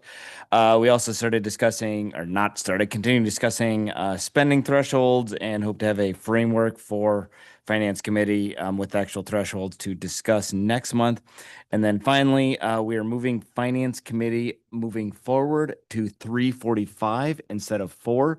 That will allow us a full hour of meeting because as it is now, we have to leave 15 minutes early so that we can get ready for, or everything can be gotten ready for the council meeting. So anyway, that's what we got. Okay, thank you. NESAP? Sarah? We are continuing to work on the council policy and procedures manual. We're making some good progress. We're not quite halfway through but we're getting close. So feeling good. Yep. Rob's not here for ordinance review. Leo, do you have anything? No. Yep. Nope, I do not. DEIB, Matt? We had a retreat on Thursday to start the framework of giving reports to the town council and to the town manager this coming October about what we did last year and then the work plan going into the future. And our first official meeting will be the 2nd of September. Okay. I am the liaison to the Comprehensive Plan Committee. So the committee had a future land use workshop at the end of July. About 30 people attended. There was pizza and salad, and people provided feedback on the draft future land use map with which designates areas where we want to encourage and discourage growth and development. The committee is now wrapping up their crafting of the recommendations of the plan in terms of goals, and we anticipate a vote to make a draft of the overall comprehensive plan recommendations, all chapters and recommendations, public in early September. That would put us on track for potential council consideration, including a public hearing consideration in November. Then council chairs update. I have a couple. I think my items are more. I still haven't planned that paddling thing yet, so I hope to get to it and send it out. I gotta visit back with the paddlers group and see what Thursdays they still have open. And I apologize that I haven't, but it's been. I had to track down the Naked Five for Orono Festival Day, and that took me some time. So they're coming, but we just gotta decide when.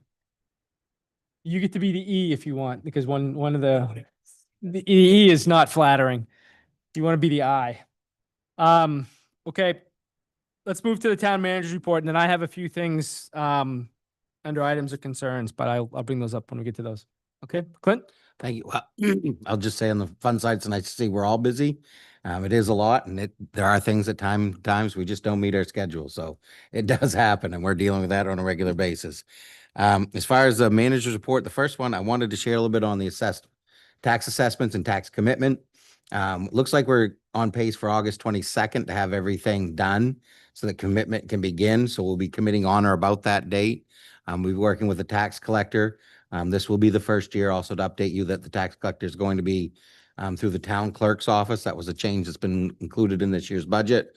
But again, since the deputy tax collectors report to the town clerk, we're going to make the town clerk the tax collector. But we're doing that at commitment because we don't want to have to recommit prior taxes to a different tax collector. That we've been through enough of those. In addition to that, there are some things going on with this year's valuations are pretty much on pace to the past. He's not recommending an adjustment, the assessor, to market values. That being said, since the reval, which was coincidentally the exact same time of COVID, the real estate market, as some of you may be aware, has been growing. There's been increased values of properties on a continual basis. It's starting to show in our assessed values. We're trying to make adjustments, but again, as you make adjustments, you got to make sure that they're equitable. So the assessor's working very closely to make sure that he doesn't lose equity. For that reason, he's not recommending any adjustments to this year's valuations and leave them as they are. As such, that will mean he'll be certifying at 90%. That's completely acceptable in the state of Maine to be at a certified 90% ratio. It will affect to some small degree homestead and veterans exemptions. But again, the net effect, because the mill rate will change, does not mean people will see an increase in their tax bills. But it is something that will show up because we have to certify that ratio. That's his recommendation for this year. And I've also asked him to begin his planning towards next year. So we're starting to look at that. But again, that's one of those situations you have to, you don't know till you're at this point, and that's why it's hard with some of the predictions he's doing. But again, he has to follow state law on the valuations as he sets them. And the key word is equity. You have to maintain equity. So as long as we can be off, as long as we're off equally to all neighbors and other business owners. Clint, And can you, again, not unnormal in the state of Maine to be at a certified ratio of 90%. can you just clarify I think it's the first time I've heard it talked about, what is the certified ratio and what certified ratio were we at last year? 100% was the certified ratio last year. He had to do a 10% adjustment to maintain it. This year, he's going to be at 90%, and he's not recommending another 10% adjustment in back-to-back years. So that's why he's saying that don't increase the values. Let's leave them where they are. The net effect is that the values will be staying the same, and that it just have a minor impact on some of the reimbursements. But that's only if their individual value were to have grown. So again, we're in a situation where it's going to be so unique to each to property owner. They really need to speak with the assessor to understand what happened to their property tax bills and why, if they see a change. And that's normal to any year. That's how we ask any resident. If you see a change in your tax bill and you have questions, come in and set an appointment. We'll go over it with you. So what does the 90% mean? Means that we're certifying that we're 90% of 100% of full value. We could do a 10% increase and be at 100%. Or you could say we're staying where we are at the current values and certifying at 90. So we've got a valuation, a total valuation of whatever 90,000 is what we're saying on the books, even though we really believe the total value is 100,000. because of appreciation. Yes, if it's certified, and again, not saying why, we're saying we're certifying at 90 and we don't know why. What does the term certify mean in this? It's what the assessor certifies the property tax assessment at. He sets Okay, the that's value what of the he sets tax it at. and Got he's it. certifying that we're at 90%, not at 100. In order to achieve 100, he would have had to do a 10% bump. What is Andrew, do you have a- what is the, like, what is the limit? Could you certify at 70% or 80%? Those where you start, there's thresholds where it becomes much more problematic and they can force you on a reval. To do a So that's reval. why to stay out of it, we're going to look at it much more closely for the next year. This, and again, right now with the change due to COVID and the values and what we're seeing, I mean, go look at what houses are listed for, then compare them to our assessed values. Right. I'll speak personally. I'm also as a resident, I'm also hoping to buy here. It is consistently, our values are consistently lower than the actual sale price or listed values of real estate in the town. And that's where other towns are, when they certify at 100, they're saying that sales to value is close to 100%. So then does the state look at that and say, your valuation is $1 billion, what, I don't know what it is, but divide by the 0.9. So it evaluate that actually for the state puts our valuation up, I assume. For 'Cause the, so we can't hide that 10% from the state will review based upon us setting at certified ratio, but each year the state sets a town value based upon their own calculations. Oh, And we compare to that, but that is their calculation. I will say that if you get below, and I believe it's a 70% threshold, that's where things get very egregious. they don't like that. They don't want you certifying at 70% or lower. That gets you in trouble. Yep. Okay. As another way of explaining, like if your house is assessed at 400,000, your tax bill is going to be on 90% of that rather than the 100%. And I've seen towns as low as 80, but that's about as low as I've seen. Discover the Maine Outdoors. We just got notice today through Cody's office that they're working on the first version of the video. We did the recordings here. Came out really well from everything that we were participating in. That content again will be available for our website, but we're excited to be, and that airs September 4th, I think it is. It's just before the Orono Fall Festival Day. So we're excited by that as well. First year observations and second year kickoff to goal setting. As we're coming into the end of the year, it's been a great year. Learned an awful lot about the balancing. Next year is going to be even more challenging, is kind of what I wanted to share with the council. The challenge is now I've got a year's experience and I've got to make sure it fits in with that. Last year was a little bit of a guessing game, so there was a margin of error. So I guess you could also say the honeymoon's officially over. But I think as we work with the council, I think there's a lot to understand with each other. What can we accomplish? Where do we get sidetracked? Why are those sidetracks there? What are the things that should we start expecting some of that? How do we build in capacity for the things we don't foresee? So that's kind of how I'm approaching the next year. And I wanted to make sure that was shared. I mean, as I approached the first year, I made a comment then that I wanted to listen and learn. I think that's some of the things I've heard that I've seen, and now I'm wondering how to adapt those. So that's how as I work into this. Excited to see the 360s come back. Maybe those will influence your goals. And as we do that, that will influence how the staff makes decisions. Hopefully it's not a reset of goals on an annual basis, that it's a constant growth and slight change, because of major redirections are much harder and take more time to implement. But I'm not going to review the memo, but I've attached a full memo on the current implementation and education plans for the new disorderly property ordinance. A lot of the questions you had tonight centered around that. It is a 3-ish page document outlining everything based upon the areas and the categories of the report that came out from the committee. Primarily, we're going to start reaching out to all the landlords now, notifying them of the new ordinance language and changes. We're working on a palm card maybe, or in a flyer maybe. I like the palm card because it matches Orono stops, but I do highly recommend you read the memo. It talks about how we're bringing out Orono Engage. And Orono Engage is our new way of citizen reporting, but we wanted to start branding some of the things we do. The disorderly ordinance is an Orono Stops initiative. Orono Stops was initially a transportation initiative. We're now kind of morphing it into, or growing it into, an initiative of the police department on citizen education and campaigns. So Orono Stops is their branding name on that, and that's how we want to keep moving forward. But take a look, see what you Yeah. think. I had one point on that is, do you think the Orono.org's report, which is the truncated URL for the report of concern, which is part of the Orono Engage, I think it would be helpful for that to go out to tenants as well when that kind of communication, and I'd be happy to send a note in, but I think The that Orono, the website piece. yeah, the website piece. Just- Yep. Yep. 'Cause I think people aren't aware of it, and I think the town has a role. Certainly has a role in addressing concerns of tenants as well as, Yep. all residents. I like that. Good suggestion. Thank you. So the good there. Coburn Road lighting, it's been slightly delayed, unrelated to the project. Versant wants to upgrade a transformer on the property. So with that upgraded transformer, we're waiting on the contractor there to know that's been installed, so the remainder of the work can be finished on the lighting. Again, not related to the project, but it is a slight delay. Our engineering firm did great to notify us as soon as it was identified.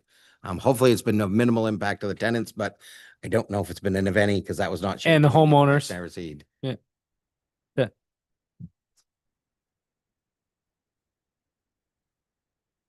Don't have that level of information. They're gonna replace a transformer. I'm assuming it's a minimal. They will reach out. I can ask. I'll ask, and if we have more information, I'll share that. Yeah. Okay. Thanks, Glenn. All right. Transformer. Okay. And Webster Neighborhood Infrastructure Improvements. so it's been going well. We've had a few things that we've dealt up there, but they're coming close to project end. One piece of information, most importantly, is when they finish at the end of this year, they are not putting the top coat of pavement down. We are letting everything sit a year, and we'll be coming back years for next top coat. So for the neighborhood people that are looking at that and think we're done and never coming back, no, we're done. We'll be back next year. As far as some of the surprises, not to be too tongue in cheek, but again, 104-year-old pipes haven't always been exactly where we thought they'd be. As I shared with a resident recently, the GPS was different in the early 1900s than it is today. So we're not really, they weren't able, but they knew that. They expected that, and everybody's been great to work with.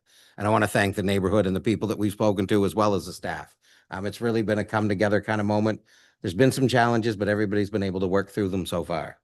And then I'm not going to read the memo, stormwater grant.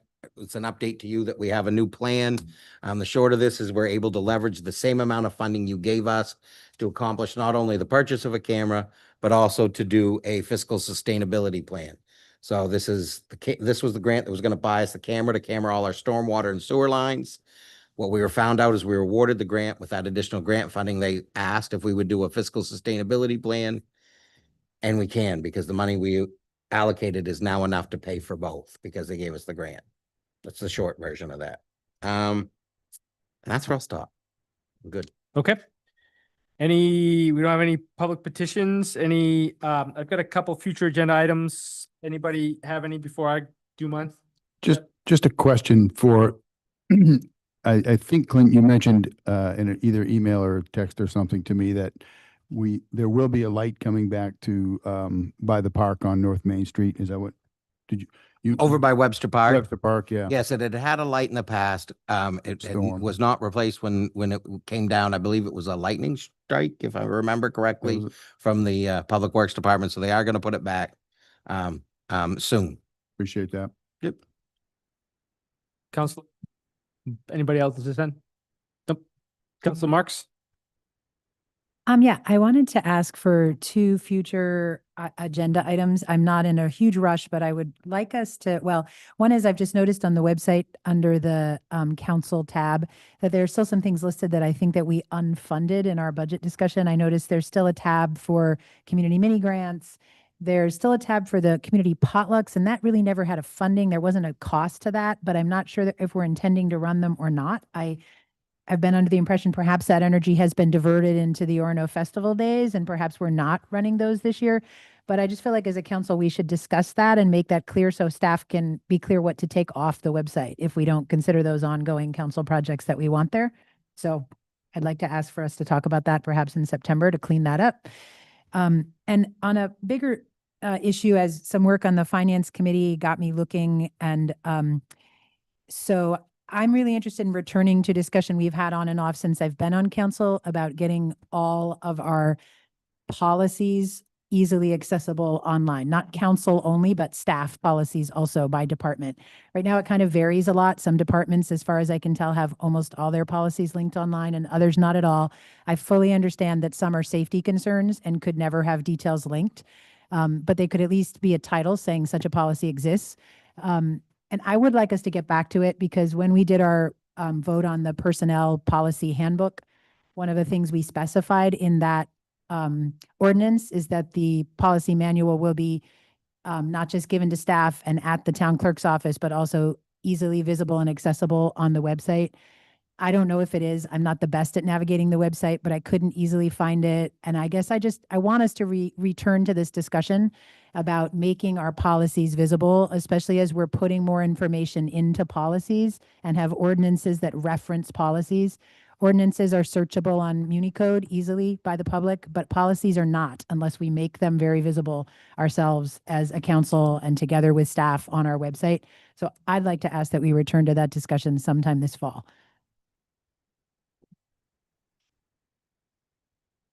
Okay, well, let's talk about that in the council planning meeting. All right, so Andrew, do you have anything? This might not be an agenda item and somebody can tell me where, but how do we go about asking for stop signs on a street, like at an intersection? Replacement or new one? New one. We'd have to test whether it's actually qualified for a stop sign, but I would say contact me or the Public Works Department. Okay. We can look at a sign, request for a new sign at a location and see if it warrants it. Okay. Yep. We do the same thing if we want a protected bike lane down Main Street. All right. I'll cross one of my items off my list then.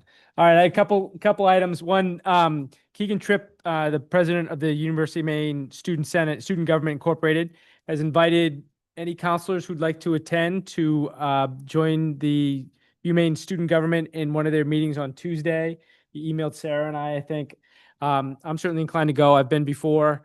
I don't know if we want to try and coordinate a time that works for more people. I'd be happy to. We'd probably have to notice it somehow if more than two of us go. But what's people's interest in going to that or being? Let's be polite, obviously, right? But I'm gonna go. Okay, so I'll check with. Get back to me if you've got it. Let's just do it that way. Get back to me one-on-one. Email me directly or text me if you have an interest in being included in a doodle poll, and we'll find a time. Okay. So that was one thing. I had a question about Webster Park. So we had, I don't know if you people saw some emails going around about an event that was free to happen, a church service. They didn't need to get a permit from the town. Seemed like there were some concerns or questions about whether we allow that kind of stuff. And it felt like staff managed it well, and we don't have policies that require you to get a permit to have an event in the park. Someone did reach out to me, does it make sense for us to have, and I think Sarah was copied on this as well, does it make sense for us to have a lot more rules about park usage and things like that? I kind of like it the way it is. I like that people are free to use it, and I don't feel like, I haven't heard any concerns about people overusing it to the extent that their use deprives other people of opportunities to use the park. And there's nothing I like more than riding my bike by the park and seeing everybody using it. So does anybody have any concerns that thinks we ought to dive into this? Seeing none, hearing none, I'll respond back respectfully and that we talked about it. Another issue that came up that I wanted to share was when we did have that meeting in the Comprehensive Planning Committee meeting in July and 30 people were there. A lot of them were from the Sailor neighborhood and with concern about kind of the direction and where we're going with the Sailor neighborhood lot. I mean, the town owns a substantial piece of property there. And as we talk about more housing, there's clearly no better, I don't want to say it too emphatically, but that is certainly a parcel in our community that is more ready than many others for development for housing or other uses, particularly housing. And as we get ready to close the books on the comprehensive plan and set goals for the next 10 years, think there's the attendance at that meeting had a lot of signaled some apprehension about what's going to happen with that parcel. And I know it's been discussed before, but it certainly precedes my time on the council or in the community. I think it makes sense to connect with the neighborhood about what the parcel is and what's been done, you kind of refresher going into the comprehensive plan. I'd like to understand it better going into the comprehensive plan. But I wanted to raise that, I guess, mostly with the council, but certainly with Clint about how we proceed with that discussion. So Dan, just to be clear, are you asking that to be on a council agenda or a workshop or a what? I feel like let's just have people come in and talk, maybe not a council meeting, but have some time where the neighborhood could get together and talk about, what's been on the books in the past with that parcel, how it could move forward as with the comprehensive plan, what's been ruled out in the past. I mean, there are things that cannot possibly happen because the parcel, we own a parcel in the Webster neighborhood that's deeded for educational uses. So I just don't know. I'd like a base setting, and I wouldn't want someone, working at the end of my street where I didn't have, an open discussion to begin the process, particularly if it was a town-owned property, but. I'm not sure what work is required, but I like the idea before having people come in and just kind of hear what they're thinking.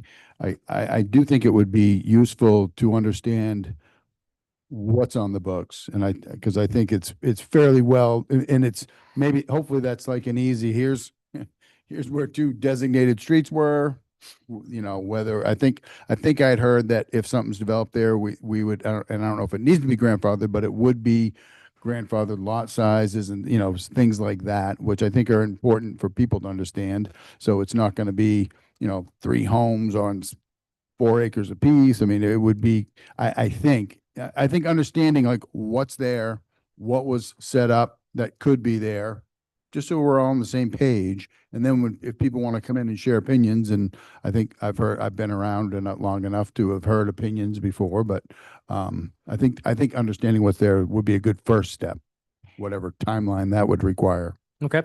Just a follow up on that. So to me, does that make sense as like a discussion like a presentation item at a council meeting? Because my concern, if it's held outside of a council meeting, is that may be helpful to people in the community to come and learn what the backstory is and what's on the books. But I feel like every counselor should also know what the backstory is and what's on the books. So that inclines me to feel like it should happen in a council meeting, ideally. Yeah. And I think it should. I have support heard that, yeah. opinions in the neighborhood about what people want, but I've never really heard a summary of what's already on the books and Right. what all the steps in the process have been. So what I'm looking for at this stage is really just a presentation from staff to us about sort of what's on the books and the backstory. And based on the timeline that's appropriate for staff. I don't know if there's I'd like to do it before we finalize the comprehensive plan. Yeah, can we November, maybe? take this to agenda setting? Because I'd like Yep. to vet a few options. A council meeting may not be as open and conversational as a non-one. So can we take it to agenda setting, just kind of vet a few different ideas that pop into my head as we talk about it? Yeah. Fine by me. Can we just bring it back to council after that so they hear kind of what the options are? Perfect. Thanks. Okay, that's what I had. So thank you for that. And thank you, Clint, but we'll talk about it in our next agenda setting meeting. Final item is public comment, and this would be again for something that was not on our agenda. Any public comment? Yep, we added an executive session item pursuant to, 456B to discuss an personnel matter. Okay, and with no action following the executive session, could I have a motion to move into executive session? So move. Second.